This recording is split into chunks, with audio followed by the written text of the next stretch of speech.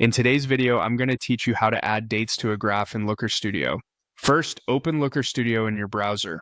This is where your dashboards and reports live, and it's the place to control how your charts respond to time. Once you're on the home screen, open the report that contains the graph you want to filter by date. If you're currently viewing the report in a read-only state, switch into editing so you can make changes to the page. With the report open in edit mode, go to the top toolbar and choose Add a Control. Controls let viewers interact with your report, and the one we want is the date range control. Select Date Range Control. Your cursor will change and you can place the control anywhere on the canvas. Click once to drop it at a default size, or click, drag, and draw to set the exact width you prefer. Position it near the top or next to your other filters so it's easy to find and consistent across pages. Select the control you just placed to open its settings in the Properties panel on the right. Here, choose Auto Date Range. Auto is a smart default because it respects the expected behavior of your charts and keeps the control in sync with components that are listening for the report or page date.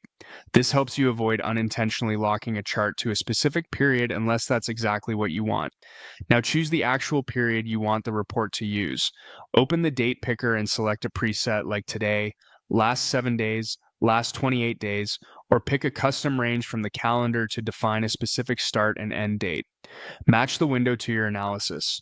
Shorter ranges highlight recent shifts and campaign impacts, while longer ranges are great for trend lines, seasonality, and smoothing out daily fluctuations. When you're happy with your selection, click Apply.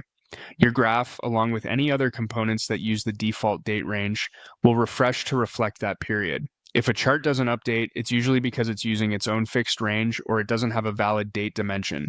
The date control only affects items set to follow the report or page date, and that's all there is to it.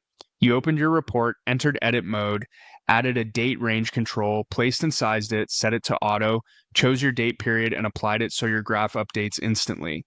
Use the same approach across your reports to give viewers a clear, consistent way to explore your data over time and focus on exactly the period that matters.